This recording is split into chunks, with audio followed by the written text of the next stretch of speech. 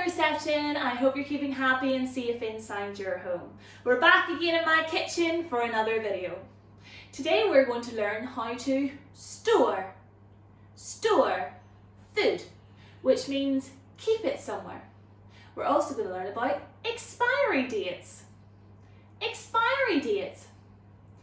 So this video is very exciting. You get to see all around my kitchen. I've tried to clean it as best as I can. Your kitchen might look completely different to this kitchen, so don't panic, but I think you should have most of the things I have. We're going to look at the different places we can store food. The first place is the cupboard. So these are my cupboards, and inside my cupboard I have all of the food that I keep in the cupboard. We're going to learn a little bit more about that in a minute. Another place we can store food is the fridge. So this is our fridge down here, and these are all the foods that need to stay nice and cold. Sometimes we store food in airtight containers. I don't have any food in airtight containers right now, but I do have one in here for if I want to keep some foods fresh. Sometimes you do this if you cook a really big dinner and you want to keep leftovers for the next day. So those are my airtight containers. Well done. Finally, some people like to store food on their counters. I don't do that in here. Sometimes you might have a bread bin at home that you keep your bread in. Some people like to store sugar in a little pot and tea bags, so if anyone's making a cup of tea, they're able to make it quite quickly.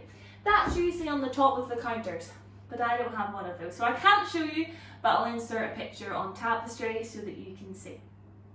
So there's different foods that need to get kept in different places.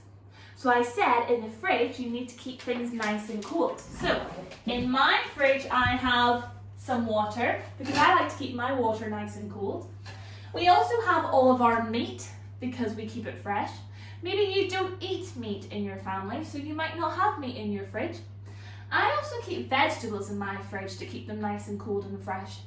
But you can also keep vegetables in the cupboard. So in my cupboard, I keep all of my unhealthy things. Don't tell Mr. Beer. I also keep my bread and my porridge. Now you know, Scott class, I like to eat porridge every morning when I'm at school. In here, I've got all of my things I have on my toast. So I've got some chocolate spread, maybe you like chocolate spread, and the honey that I put in my porridge. So what I want you to do is I want you to stop the video and I want you to have a look in your cupboards and in your fridge. There's one other place you might not get to look at, so I'll show you now. In here is my freezer.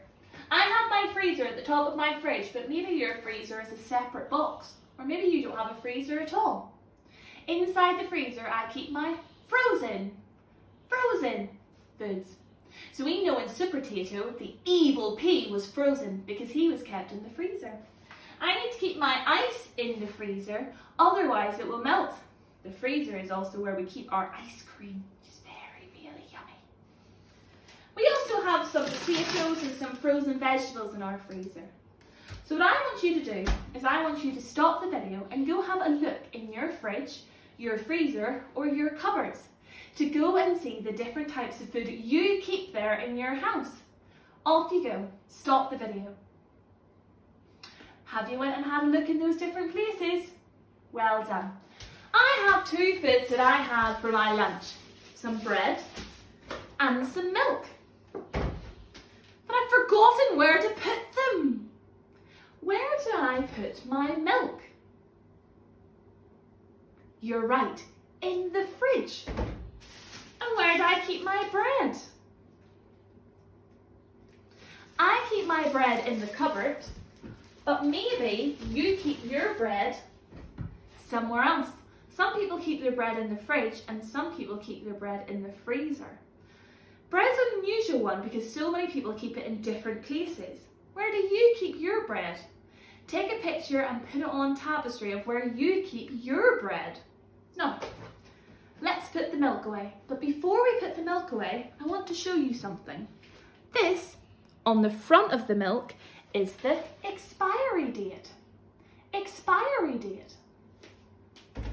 The expiry date tells us when we can eat or drink a food until. You can't eat or drink the food after the expiry date. It will give you a very sore tummy and make you feel very sick. It will give you food poisoning. Food poisoning. So you always have to look at the expiry date. It's sometimes on the front of the food, sometimes it's on the lid, or sometimes it's just printed on the packaging. Let's get this milk in the fridge. Otherwise, the expiry date won't work. I say the expiry date won't work because if you don't keep the food in the correct storage place, the expiry date can sometimes come sooner than expected. If I kept my milk on the counter all week, it would become very lumpy and very stinky within a couple of days, even though I have until the 15th of January to drink that milk. The expiry date wouldn't matter because I haven't kept it in the correct place. To show you expiry dates, I have an experiment for you. If you have a slice of bread, you can do this experiment at home. If not, let's keep an eye on the YouTube video so that you can see the results of this experiment. But I do want you to make a prediction. Prediction. So what I'm going to do is I'm going to keep this bread on my counter and I'm not going to touch it. I'm going to have a look at the expiry date and we're going to leave this bread past the expiry date, which means you're not going to be able to eat it. At the moment, the bread is quite soft and it smells fresh. And if I tasted it, it would taste quite tasty. I'm going to leave that bread on the plate and I'm not going to touch it. I want you to upload on Tapestry what you think is going to happen if we leave the bread past the expiry date. I've already told you we're not going to be able to eat it, but why? What do you think is going to happen? What you can do at home is carry out this experiment alongside me. You can leave a slice of bread on a plate, but make sure to write a sign and tell everyone not to touch it. If they touch your experiment, the experiment might not work. Make sure to upload your predictions onto Tapestry so that I can see your fantastic work, and keep an eye on YouTube so that you can see what happens to my slice of bread. Take care and I'll see you in the next video. Bye, Scott class!